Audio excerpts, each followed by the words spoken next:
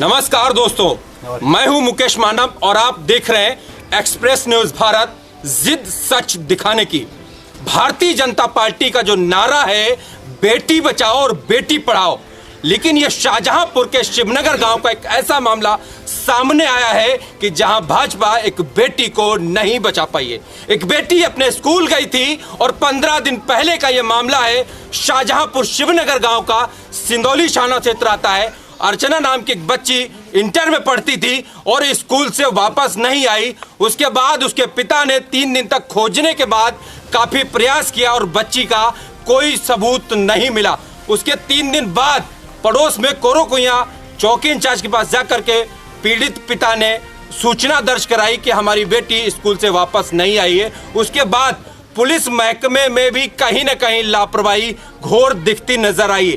कभी थाना तो कभी चौकी, कभी थाना तो कभी चौकी के चक्कर लगातार लगाते नजर आए। मेरे साथ अर्चना के फादर मौजूद हैं। तो ये सूचना मिली है कि कल अर्चना की डेड बॉडी एक तालाब में हाथ पांव बंधे हुए पाए गए। वहां पर जिस तरीके से उसका जो बैग था वो बैग भी पाया गया, जिस साइकिल से वो बच्ची स्कूल जाती थी उस बच्ची का वो बैग भी पाया गया और साइकिल भी पाई गई। तो उसके साथ ये तमाम ऐसी घटनाएं उत्तर प्रदेश में होती रहती हैं।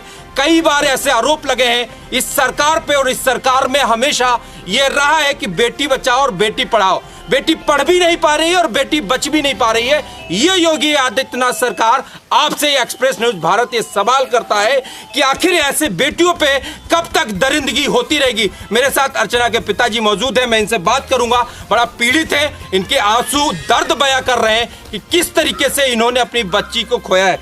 क्या नाम है चाचा जी आपका? हमारा नाम सुखलाल। बच्ची कब गायब हुई थी? बच्ची गायब थी आज 15 दिन हो गए।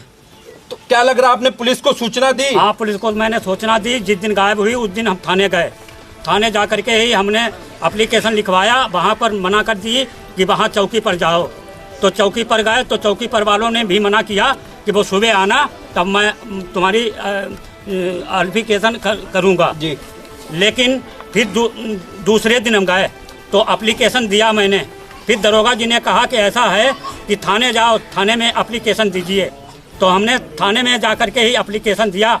जो इंस्पेक्टर साहब अभी बात हुई उनसे, तो उनने कहा कि मैं 3 दिन का हमको बाबा मोहलत दीजिए। तो मैंने कहा 3 दिन के बजाय 4 दिन, लेकिन मेरी बच्ची का खोज करिए। लेकिन उनने खोज कोई भी नहीं की। तो मैं बंगला पर गए सीओ के बने भी मना किया कि वो सुबह आना तब मैं तुम्हारी एप्लीकेशन करूँगा जी। लेकिन फिर दूसरे दिन हम गए तो एप्लीकेशन दिया मैंने। फिर दरोगा जी ने कहा कि ऐसा है कि थाने जाओ, थाने में एप्लीकेशन दीजिए। तो हमने थाने में जाकर के ही एप्लीकेशन दिया। जो इंस्पेक्टर साहब अभी बात हुई उनसे, तो उनने कहा कि मैं 3 दिन का हमको बाबा मोहलत दीजिए। तो मैंने कहा 3 दिन के बजाय 4 दिन, लेकिन मेरी बच्ची का खोज करिए। लेकिन उनने खोज कोई भी नहीं की। तो मैं बंगला पर गए सीओ के बंगला पर जा करके मैंने ही उनको एप्लीकेशन दिया। संजीव को एप्लीकेशन दिया।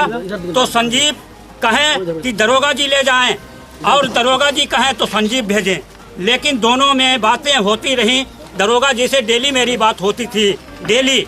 लेकिन दरोगा जी आज भोर लगाए रहे, लेकिन मेरी कोई भी बात नहीं सुनी। आज तक कोई भी बच्चा नहीं चौकी पर से मेरे शिवनगरा में आया कि जा करके ही कि मेरी बच्ची के खोज करता। लेकिन यहाँ पर जा करके ही इतने लोग खड़े हैं, कोई भी बता दें। तो कल किसने आपको सूचना दी जब आपकी बेटी की डेड बॉडी पाई गई? हाँ, कल हमको सूचना मिली। वहाँ पर रोड था तो रोड चलता था तो रोड वालों वहाँ पर चलने वाले ने देखा कि यहाँ पर बॉडी पड़ी है और यहाँ पर साइकिल भी पड़ी है। तो अब जा करके ही मुझको पता हुआ। किसी पे कोई शक है आपको? नहीं, शक मुझको किसी पर नहीं है। ना लग रहा है इसमें पुलिस की लापरवाही है? हाँ, इसमें पुलिस की लापरवाही है कि आज 15 दिन हो चुके मेरी बच्ची को किसी ने खोज नहीं किया।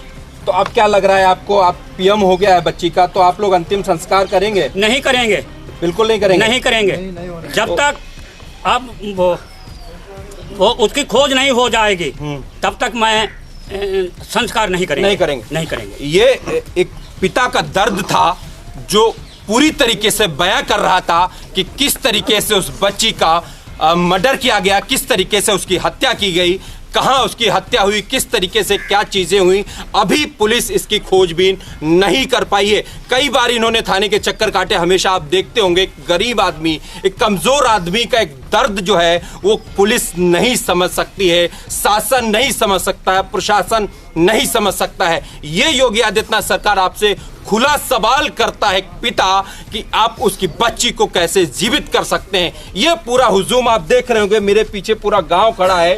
ये गांव के लोग भी नहीं चाहते हैं कि यहां पर अंतिम संस्कार हो। उनका खुला कहना यही है कि जब तक पूरी तरीके से इस केस में खुलासा नहीं होता है तब तक हम कोई भी लोग अंतिम संस्कार नहीं करेंगे। मेरे साथ एक दादाजी मौजूद हैं। क्या लग रहा है इस गांव में जिस तरीके से ये माहौल फैला हुआ, तो क्या कहना चाहेंगे आप? खोज होनी चाहिए ना। आज आपकी बच्ची गई, कल किसी और की भी जाएगी। पीछे भी कई साथी लोग मौजूद हैं, ये कुछ कहना चाह रहे हैं। ये एक साथी मेरे साथ मौजूद है। क्या नाम है आपका? अशफाक जी, क्या लग रहा है आपको जिस तरीके से गांव में पुलिस का जो माहौल बना है, जिस तरीके से लापरवाही हुई है, तो क्या कहेंगे? आज तक कोई पुलिस नहीं आई यहाँ पे। आज तक कोई नहीं आई है। कोई पुलिस नहीं आई है। अब पुलिस दबाव भी बना रही है। हाँ, दबाव बना रही है अंतिम संस्कार करने के लिए।